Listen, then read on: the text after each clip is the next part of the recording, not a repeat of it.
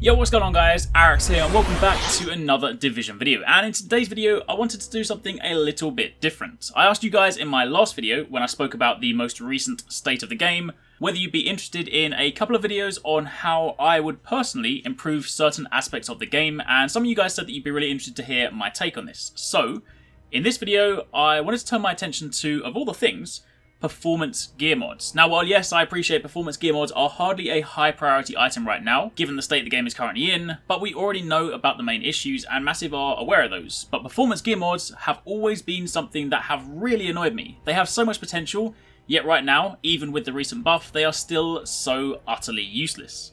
So, in this video, I wanted to discuss my proposed solution, and of course, if you guys have your own ideas, then by all means, share them down below. But of course, if you do enjoy this, then a like would be super appreciated. Now, to begin with, the problem with performance gear mods right now is that 99% of the time, there is no real reason to use one over, say, an attribute enhancing gear mod like firearms, stamina, or electronics. Sure, if the performance gear mod bonuses were astronomical, perhaps people would be otherwise inclined, but they're not, so people rarely give them the time of day, and rightly so.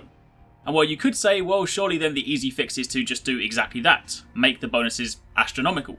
But truth be told, I don't think that's really enough incentive. Instead, I'd like to propose a slightly more radical, more exciting solution. And for this, I'm taking inspiration from Monster Hunter of all games. Monster Hunter is another game that I cover quite heavily on this channel, and while the game doesn't have any sort of PvP, what it does have is a very balanced, very clever gear system that I think Division could take some learnings from.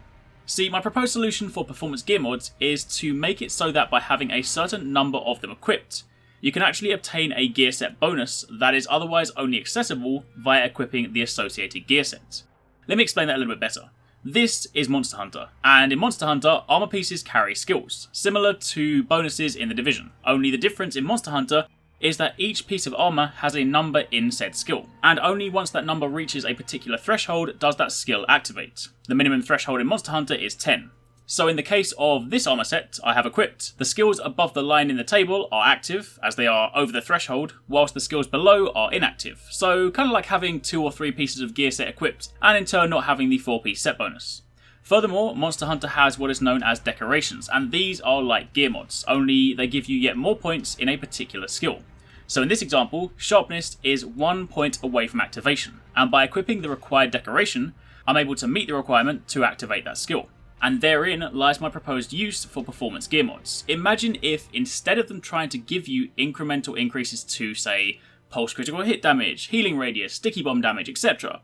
Imagine if instead they allowed you to unlock another gear set bonus on a gear set that otherwise wouldn't have that bonus. For example, if you equipped 4 of these new performance gear mods, you could then have, say, I don't know, the Predator Bleed effect on an Alpha Bridge set, or you could have, say, the Tactician Skill Power ability on a Firecrest set. And before you jump in and say, hold on a minute, that would just be even more broken, you'd have things like Sentry Reclaimer builds or something like that.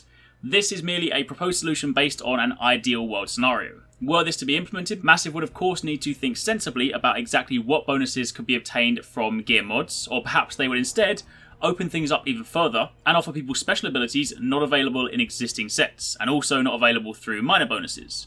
The balancing factor in this would of course be that these mods would not carry attribute boosts, so if you did have a full set of 4, or maybe even 6 if you wanted to go that far, then you'd obviously have considerably lower stats, so the trade-off would either be better base stats and fewer skills or abilities, or a hit to your stats in favour of a potentially more diverse set of abilities.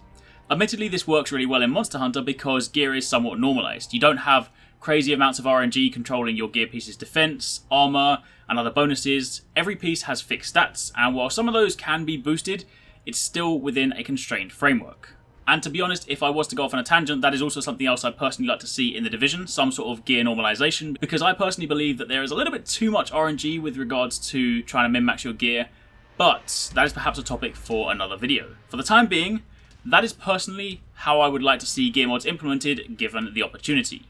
Let me know what you guys think in the comments down below, and if you guys have any different ideas, then by all means share them too. But for the time being, that is it for this video. I've got a couple more that I want to talk about. One of them is about Battle Royale, which is something that I'm a huge fan of, a huge believer in, so I'll probably have that one coming up at some point over the weekend or maybe next week, and a couple more things too. But for the time being, thank you very much for watching, take it easy, catch you next time, peace out.